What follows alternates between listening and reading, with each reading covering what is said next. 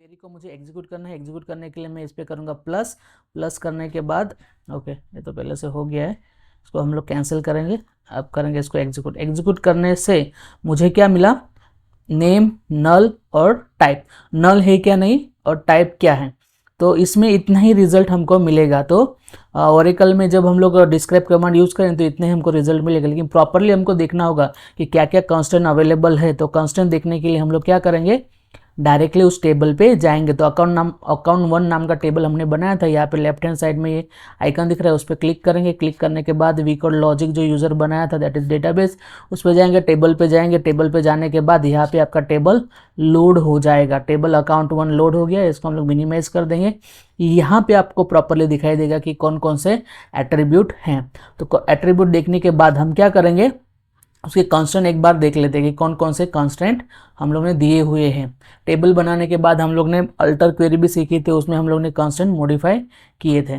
So this are the constant. C के balance हम लोग ने एक कांस्टेंट बनाया था, चेक जो बैलेंस 1000 से ग्रेटर होना चाहिए। और प्राइमरी की, पीके क्या है हमारी प्राइमरी की है। तो प्राइमरी की में कौन कौन से एट्रीब्यूट है, अभी प्राइमरी की में है अकाउंट नंबर और नेम है, दोनों एट्रीब्यूट इस पीके प्राइमरी की में है। तो अब क्या करेंगे, हम लोग को सिलेक्ट क्वेरी सीखनी है। तो सिलेक्ट क्वेरी क्या है, तो सिलेक्ट क्वेरी में हम लोग ने अभी तक क्या सीखा है, तो सिलेक्ट हम डायरेक्टली लिख देते थे स्टार फ्रॉम टेबल नेम।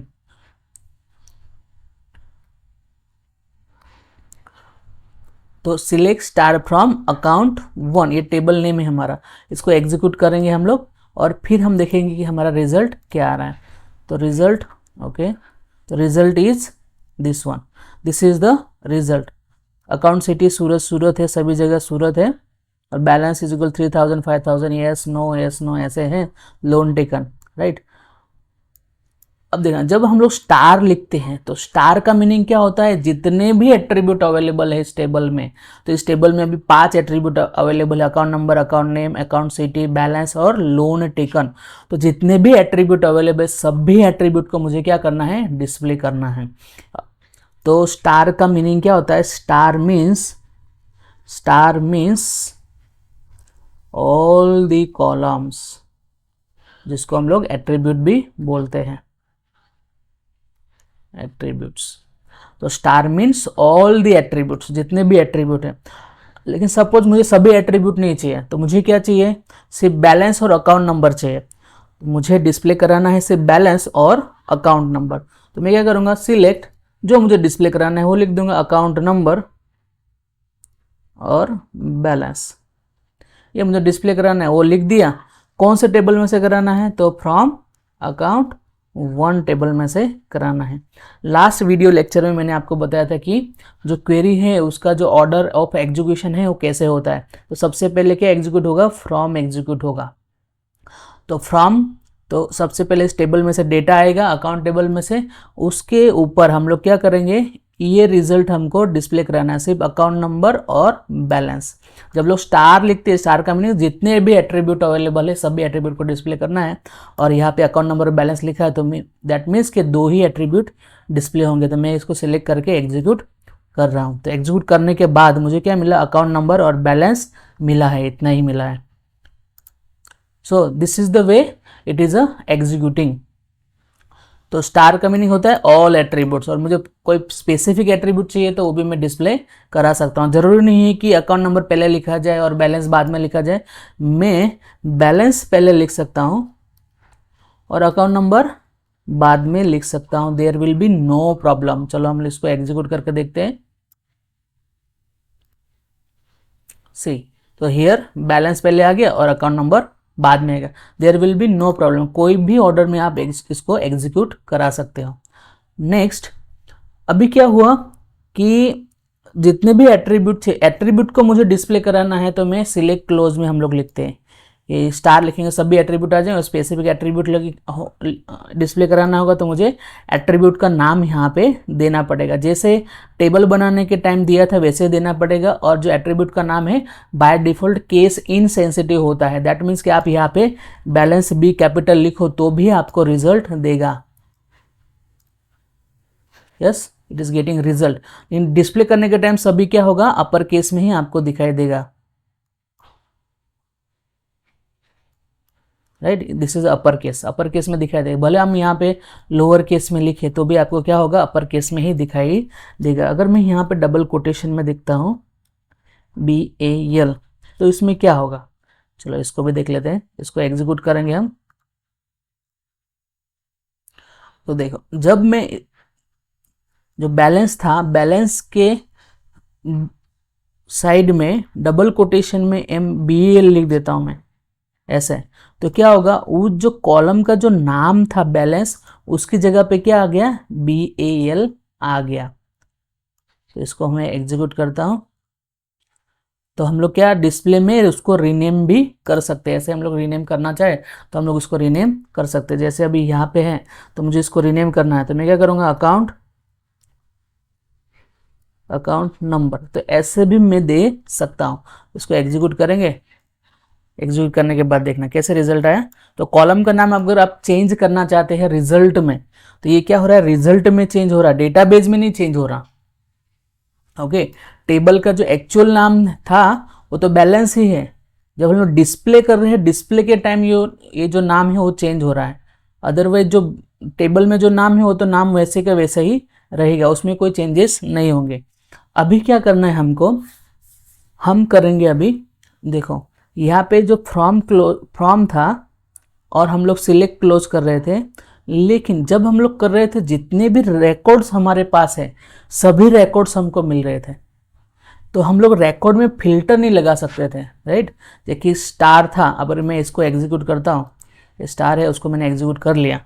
तो एग्जीक्यूट करने के बाद हमारे टेबल में जितने भी रिकॉर्ड है, तो अभी हमारे टेबल में 7 रिकॉर्ड है, तो 7 के 7 रिकॉर्ड मुझे डिस्प्ले हो रहे हैं।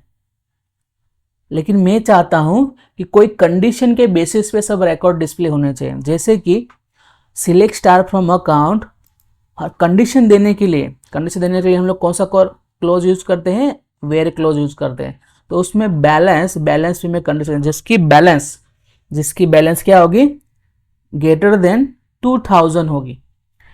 जिस भी रिकॉर्ड में सबसे पहले कौन सा क्लोज एग्जीक्यूट होता है, फ्रॉम एग्जीक्यूट होता है, उसके बाद कौन सा होता है, वेयर एग्जीक्यूट होता है। तो फ्रॉम अकाउंट 1, तो अकाउंट 1 में जितने भी रिकॉर्ड है अकाउंट के साथ, उसके एट्रीब्यूट के साथ सभी कुछ आ जाएगा। फिर उसमें जो भी रिकॉर्ड आए हैं उसमें हम लोग एक कंडीशन लगा देंगे। तो एक कंडीशन कौन सी है, तो ये नीचे वाला टेबल आ जाएगा पूरा, स्टार फ्रॉम अकाउंट करेंगे तो नीचे वाला पूरा टेबल आ जाएगा, राइट। और इसमें हम लोग को कंडीशन लगाने, क्या कंडीशन लगाने, जिसका बैलेंस 2000 से ग्रेटर है वही डिस्प्ले होने चाहिए। 2000 से नहीं, हमें 3000 लगा देते हैं, तो 4000 लगा देते हैं, so that we will get the correct result. Because के 3000 वाले तो कोई 3000 वाले तो रिकॉर्ड है, उससे ग्रेटर वाले हम लोग देखेंगे 4000 से।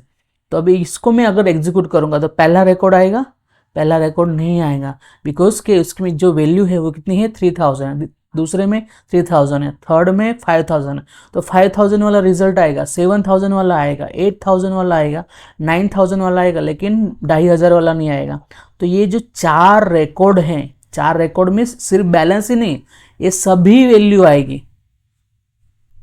हम तो क्या कर रहे हैं, जो एक एक रिकॉर्ड है, रिकॉर्ड मीन्स रो को हम लोग फिल्टर करें, कौन सी रो लेनी है कौन सी नहीं लेनी। तो वेयर क्लोज में हम लोग क्या कर रहे हैं, कौन सी रो लेनी है और कौन सी रो नहीं लेनी है हमको। तो एक कंडीशन दी है कि कौन सी रो लेनी है, तो जिसका बैलेंस 4000 से ग्रेटर है वही लेनी है। तो 4000 किसमें कौन कौन सी रो में है, तो ये 4 रो में 4000 से बड़ी है। अगर मैं इसको एग्जीक्यूट करूँ, स्टार का मीनिंग क्या होता है, सभी एट्रीब्यूट, जितने एट्रीब्यूट है उतने सभी एट्रीब्यूट आ जाएंगे।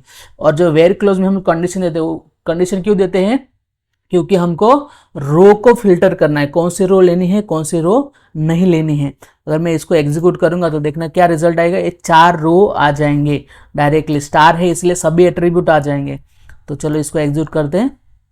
ओके, तो एग्जीक्यूट करने के बाद देखो, जो पहले वाला रिजल्ट था, जिस 5000, 7000, 9000, 8000, 9000, ये 4 ही रिकॉर्ड मुझे मिले हैं। बिकॉज ये हम लोग ने क्या कंडीशन लगाई है, जिसका बैलेंस 4000 से ग्रेटर है वही रिकॉर्ड मुझे चाहिए, वही रो मुझे चाहिए, बाकी के तो नहीं चाहिए। अभी क्या आया, तो रो तो मैंने कर दिया, अभी मुझे पूरे एट्रीब्यूट, सभी एट्रीब्यूट नहीं चाहिए। तो मुझे क्या चाहिए कि अकाउंट नंबर चाहिए, बैलेंस और लोन टेकन चाहिए। ओके, तो मैं स्टार की जगह क्या लिखूंगा, अकाउंट नंबर, फिर है बैलेंस, और उसके बाद कॉमा देना है, कॉमा देने के बाद लोन टेकन। तो जो भी एट्रीब्यूट आपको डिस्प्ले करने हैं वो एक एक करके आपको यहाँ पे लिखने हैं। तो एक एक करके हम लिखेंगे तो जो भी एट्रीब्यूट लिखा है उसकी ही वैल्यू हमको दिखाई देगी। भले हमारे जो रिजल्ट है, रिजल्ट में कितने एट्रीब्यूट आए हैं, 5 एट्रीब्यूट आए। 5 एट्रीब्यूट आने के बाद हमने सिलेक्ट क्लोज में क्या लिखा है वो डिस्प्ले होगा। तो सबसे पहले वेर क्लोज होगा, वेर क्लोज का जो रिजल्ट आएगा उसके ऊपर हम जो सबसे पहले फ्रॉम होगा, फ्रॉम के बाद जो भी रिजल्ट आएगा उसके ऊपर हम वेर क्लोज लगाएंगे, वेर क्लोज का जो रिजल्ट आएगा उसके ऊपर हम लोग क्या लगाएंगे, सिलेक्ट क्लोज लगाएंगे। तो वेर क्लोज का ये रिजल्ट आया था, उसके ऊपर हम लोग सिलेक्ट क्लोज में क्या लगाया है, सिलेक्ट क्लोज में हम लोगों ने लगाया है अकाउंट नंबर चाहिए, मुझे बैलेंस चाहिए और लोन टेकन ही चाहिए, दूसरा कुछ भी नहीं चाहिए, राइट। तो हम लोग इसको अगर एग्जीक्यूट करेंगे तो यहाँ पे पहले 5 एट्रीब्यूट मिले थे, 5 कॉलम मिल रहे थे, इसकी जगह अभी कितने मिलेंगे, 3 ही कॉलम मिलेंगे, लेकिन डेटा तो हमारा सेम रहेगा, right. There is only 3 column. So इस तरह से हम लोग सिलेक्ट क्वेरी जो है, सिलेक्ट क्लोज है, उसका हम लोग यूज कर सकते हैं। तो वेर क्लोज क्यों यूज होते हैं, वेर क्लोज यूज होने का कारण है हमको कौन से रो फिल्टर करने। वेर क्लोज नहीं लिखेंगे दैट मीन्स के सभी रो आ जाएंगे, और यहाँ पे स्टार लिखेंगे सिलेक्ट क्लोज में दैट मीन्स के सभी एट्रीब्यूट आ जाएंगे। तो क्वेरी कभी कभी ऐसे पूछ सकते हैं कि आपको सभी एट्रीब्यूट डिस्प्ले करने हैं लेकिन कोई पर्टिकुलर रो ही आपको डिस्प्ले करनी है, तो in that case we have to apply the where clause, right. कोई भी डाउट होगा तो आप कमेंट सेक्शन में पूछ सकते हैं। मैं मिलता हूँ आपको नेक्स्ट वीडियो में। Till then keep learning.